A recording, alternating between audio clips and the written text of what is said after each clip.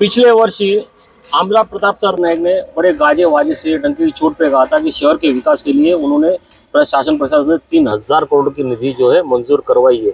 और देखा गया है कि ज्यादातर निधि जो है मीरा भाईंदर महानगर पालिका को मिल चुकी है। नमस्कार, मैं हूं केतन बारिया और आप देख रहे हैं हम तो पूछेंगे। जी हाँ, आपने सही सुना कि 3,000 करोड़ रुपए की निधि जो है इस शहर के विकास अलग अलग कामों के लिए जो आमदार प्रताप सरनाईक ने काफी मेहनत से और काफी अथक प्रयासों से इस शहर को दिलाए। और कहीं ना कहीं उस निधि के काम की शुरुआत भी हो चुकी है इस शहर में।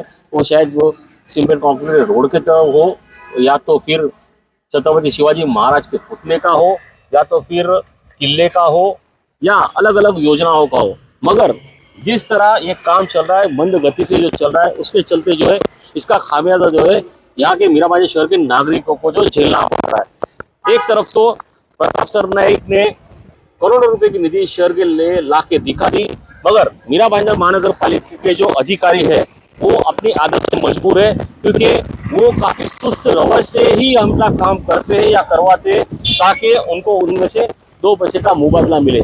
मगर इस सारे में प्रश्न ये उठता है कि इतने पैसा लाने के बावजूद, इतनी मेहनत करने के बावजूद भी अगर ये काम समय रहते पूरा नहीं हुआ तो बारिश में इस मीरा भाईंदर शहर के लोगों के बद से बदतर हाल होंगे, इसमें कोई शंका नहीं है।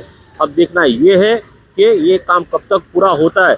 और इस पूरे परिस्थिति को देखते हुए आमदार प्रताप सरनाईक ने अपना एक कड़क रुख अपनाया है और महानगर पालिका के अधिकारियों को जो है आटे में लिया है। और अब यहाँ के आयुक्त संजय काटकर को स्पष्ट तौर से चेतावनी कर दी है कि 15 अगस्त से पहले ये सारे काम जो है अगर पूरे नहीं हुए तो वो तीव्र आंदोलन करेंगे। आइए इस पूरे घटनाक्रम में प्रताप सरनाईक ने क्या कहा है आपको दिखाते हैं। रही बात मीरा भाईंदर शहर में अभी जो विकास काम राज्य शासन के माध्यम से चल रहा है, आप जानते हो कि करीबन 3,000 करोड़ से ज्यादा निधि हमारे मुख्यमंत्री एकनाथ शिंदे साहब ने इस मीरा भाईंदर शहर के विकास के लिए दी। उसमें से 1,800 करोड़ रुपए के तो रस्तों की निधि है और 1,200-1,300 करोड़ रुपए के अलग अलग विकास काम है। आज कमिश्नर साहब से जो बात हो गई वो बातों में सबसे पहले तो हमने बाला साहब ठाकरे कला दालन, घोड़बंदर किला, छत्रपति शिवाजी महाराज जी का स्टैचू हमारे निरुपम जी के नाम से हो रही है, जो वास्तु है हमारे विविध उद्यानों और मैदानों में हो रही है, जो वाचनालय है, साथ में हमारी हीराकरी कक्ष है, उसके काम गति से करने के लिए हमने सूचना दी है। कुछ काम जो है वो तांत्रिक मुद्दे पे रुके हुए हैं, उसको भी शुरुआत जल्दी से जल्दी कर देंगे। जो काम शुरू हुए हैं मगर रुके हैं उनको शुरू करने के आदेश दे देंगे। और खासकर अब रास्तों की बारे में मुख्यमंत्री जी ने जो तकरार मैंने 26 अप्रैल को कमिश्नर साहब को की थी, उसके अनुसार 3 बार मुख्यमंत्री जी ने कमिश्नर साहब से बात की थी कि रास्ते के काम जल्दी से जल्दी बारिश के पहले पूरे होने चाहिए, मगर कुछ कठिनाइयों की वजह से वो काम पूरे नहीं हो रहा है। मगर अगर काम पूरे नहीं हो गए तो लोगों की जान तो संकट में आ सकती है, क्योंकि कहीं पे भी कॉन्ट्रैक्टर के ओर से बैरिकेड्स नहीं लगाए गए हैं, सूचना नहीं लगाई है कि यहाँ पे खड्डा है, यहाँ पे अगर गाड़ी चलाओगे, मोटरसाइकिल चलाओगे तो अपघात हो सकता है। आपको पता है कि MMRD के माध्यम से जो रास्ते का काम चल रहा है वो काम की वजह से नुकसान हो गया था। एक मोटरसाइकिल का जो मोटरसाइकिल वाला है वो गिर गया था और उससे भारी नुकसान उसको पहुंच गया था पिछले साल। तो MMRD के अधिकारियों को हमने साइड विजिट भी उस वक्त की थी, वो सीमेंट कंक्रीट का रास्ते का काम चालू हो गया।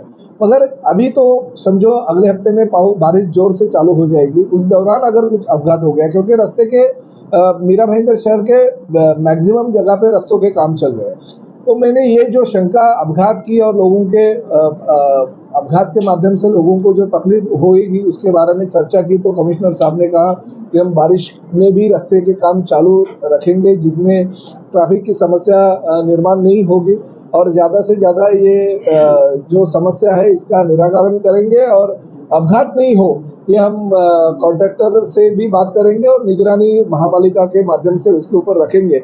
मगर 15 अगस्त की डेडलाइन इन सब कामों के लिए कमिश्नर साहब ने दी है।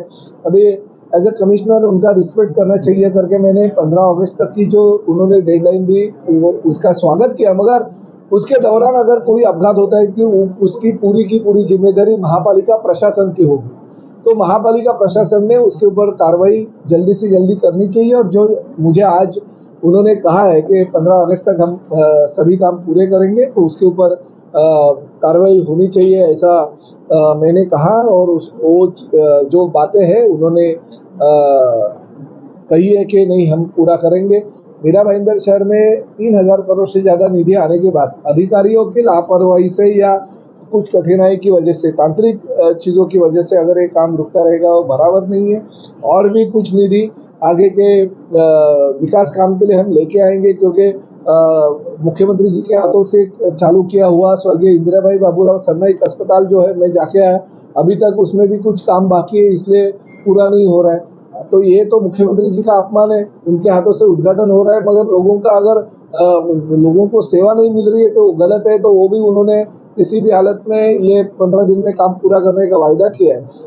मैं जो रमेश चौहान है, महात्मा फुले जन आरोग्य सेवा के प्रमुख, उनके साथ भी बात किया और उन्होंने मुझे कहा कि किसी भी हालत में 1 जुलाई से महात्मा फुले जन आरोग्य सेवा का हमारा जो मीरा भाईंदर महापालिका का जो हॉस्पिटल है उसको हम दे देंगे, परमिशन दे देंगे, ताकि 5 लाख तक का जो खर्चा है जो वहाँ पे उपचार लेने के लिए जाएगा, पूरा का पूरा उपचार का खर्चा जो है वो शासन उठाएगी।